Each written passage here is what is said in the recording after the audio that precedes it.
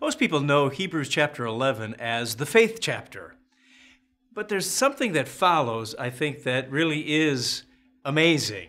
So I put up on the board here, amazing race, because in chapter 12, after an emphasis on being steadfast in our faith and exhibiting faith, chapter 12 begins to help us to form our thinking in order to do that very thing. And so in chapter 12, here's how it begins. It says, "Therefore we also, since we are surrounded by so great a cloud of witnesses, let's lay aside every weight and the sin that so easily ensnares us, and let us run with endurance the race that's set before us." So as God's people, we are called to an amazing race. We're supposed to come out of the rat race and run a spiritual race.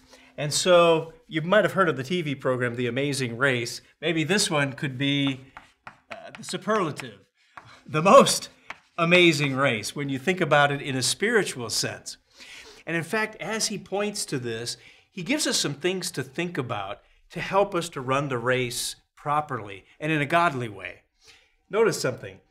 He says, verse 2, "Looking unto Jesus, the author and finisher of our faith, who for the joy that was set before him endured the cross, despising the shame, and has sat down at the right hand of the throne of God." And then in verse 3 he says, "For consider him." So now let's consider this. Let's think about this for just a moment. How are we going to run that most amazing race, that spiritual race?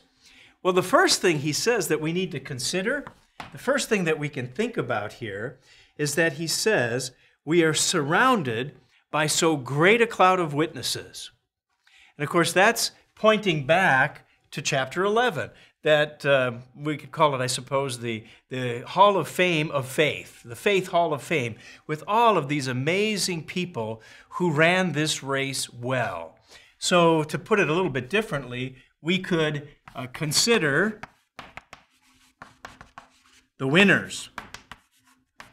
Let's think about the race and the people who have run that race and run it well. And we could say they're the winners. They're the ones that ran well. That great cloud of witnesses that are mentioned in the chapter before are really winners, because these are the men and women that have lived godly lives. They showed the way. They were obedient. They honored God. They set an amazing example on how to run this race. Their life was a witness. In fact, we could think of it as they set the pace in the race of life in how to do it. And so when we look at their example, we can see that they are a witness.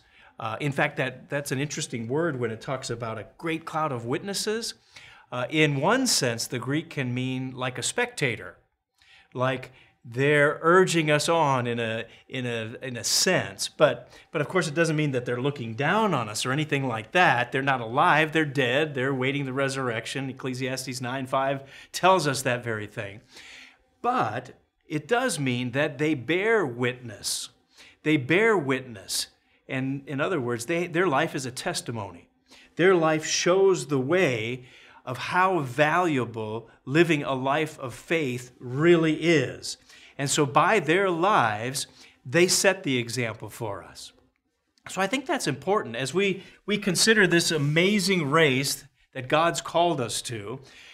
We don't have to wonder, well, how do we live this life? How should I live the things that I have to experience?